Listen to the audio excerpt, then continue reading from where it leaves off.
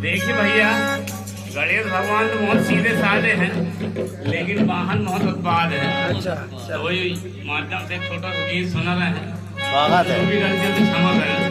स्वागत है भैया।